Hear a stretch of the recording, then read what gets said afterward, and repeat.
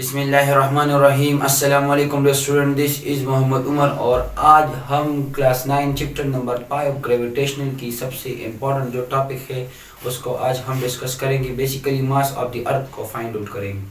देखिए, previous lecture में हमने ग्रेविटेशनल फोर्स पे बात की थी कि अल्लाह ताला ने इस कायनात के अंदर जितनी भी बॉडीज़ पैदा की है, उन जितनी भी मैटर्स है, हर दो मैटर्स के माबैन जो है एक फोर्स एराइज होता है और उसी फोर्स को हम ग्रेविटेशनल फोर्स का नाम देते हैं।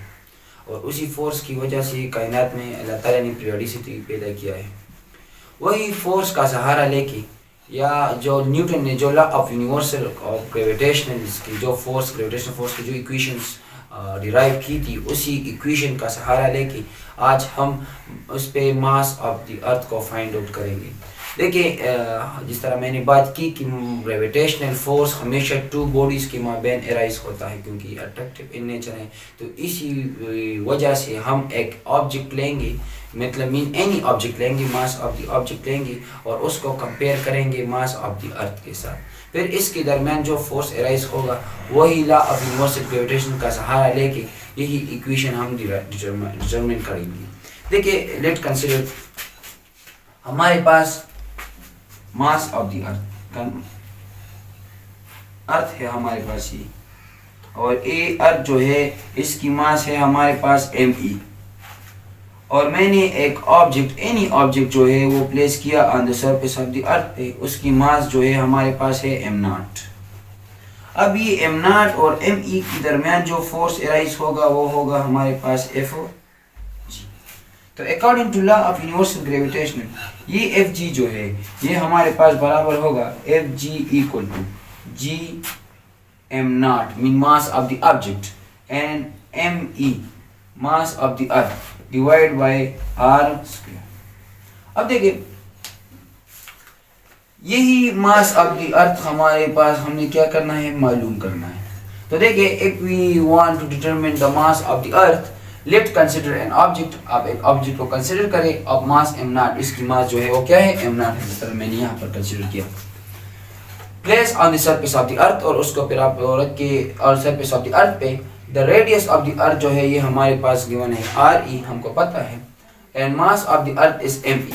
If we know that the force is arise between these two objects, the force is arise between these two objects, और वो हमारे पास गिवन है ये G M not M E over R square.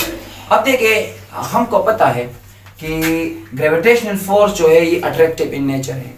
इसका मतलब ये हुआ कि जब अर्थ की ग्रेविटेशनल फील्ड में कोई ऑब्जेक्ट आएगा तो वो अर्थ अट्रैक्ट करेगा टुवर्ड इटसेल्फ।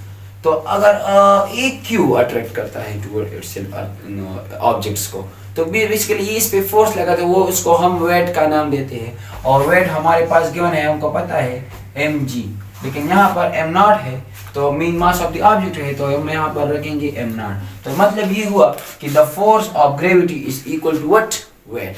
तो mean fg equal to weight जो कि बराबर है mg की, मीन m0g।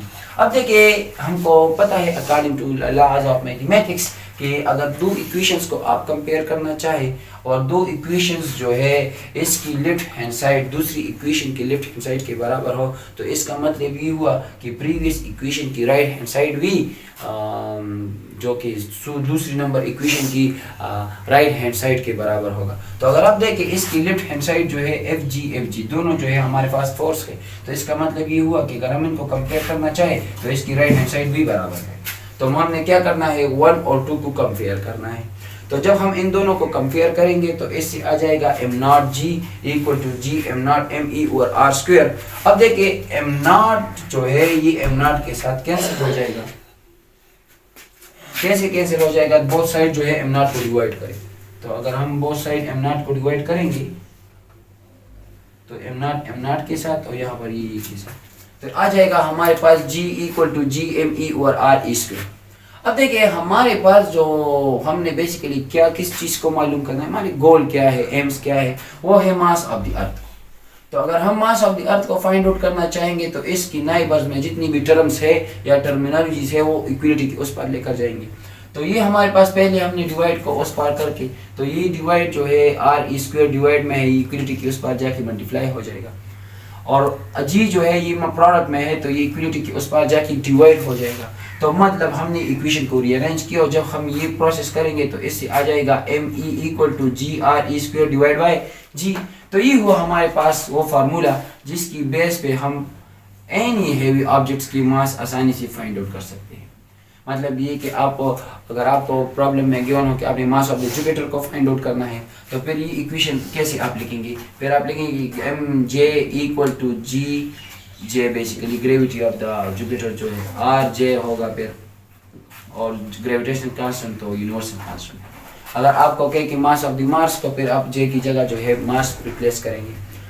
आगे जाके प्रॉब्लम्स आएंगे, फिर असाइनमेंट्स और न्यूमेरिकल्स, फिर हम जेल के साथ उसको प्रूव करेंगे, फिर आपको समझ आ जाएगा उन चीज़ों को। अब हमने क्या करना है, इस इक्वेशन के सहारे पे का सहारा लेके हम बेसिकली मास ऑफ द अर्थ को फाइंड आउट करेंगे। तो अब देखिए हमारे पास जो है gravity on the surface of the अर्थ जो है वो है 9.8 मीटर पर second square. Radius of the अर्थ जो है हमारे पास गिवन है 6.64 मल्टीप्लाई 10 पावर 6 मीटर। और जी जो है ये आपको पता है कि 6.67 multiply 10 power -11 newton metre square per KG square. तो अब देखिए इसी को फार्मूले में आपने वैल्यूज को पुट करना है। तो जी की जगह मैं पुट करूंगा 9.8 मीटर पर सेकंड स्क्वायर, आर को मैं पुट करूंगा 6.64 मल्टीप्लाई 10 पावर 6 मीटर, लेकिन इसके ऊपर स्क्वायर है तो मैं स्क्वायर लूंगा, divide by 6.67 multiply 10 power -11 newton metre square per KG square. अगर मैं इसका कैलकुलेशन करूँ तो इससे आ जाएगा 6 मल्टीप्लाई 10 पावर 24 केजी। तो ये हुआ, या आप ये भी लिख सकते हैं कि 6 मल्टीप्लाई 10 पावर 27 ग्राम। लेकिन ये इतना नहीं, एसआई यूनिट्स में हमने बेसिकली कैलकुलेशंस करनी होती है, तो मास की जो यूनिट है एसआई वो केजी है। तो ये हुआ हमारे पास मास ऑफ द अर्थ। इसका मतलब ये हुआ कि 6 और आपके पास जो है 24 जीरोस, 1 2 3 4 5 6 7 8 9 10 11 12 13 14 15 16 17 18 19 20 21 22 23 24, इतना है हमारे पास मास ऑफ दी। तो ये हुआ हमारा रिक्वायर्ड प्रूफ कि हमारे पास मास ऑफ द अर्थ कितना है। तो आपको ये एमसीक्यूज में डायरेक्ट भी कभी कभार आता है कि मास ऑफ द अर्थ कितना है, तो आपने इस वैल्यूज को क्या करना है, याद करना है। अगर प्रूफ आ जाए तो फिर आप ये करेंगे। Thank you so much. अगर फिर भी कोई क्वेश्चन हो तो आप नीचे कमेंट बॉक्स में पूछ सकते हैं।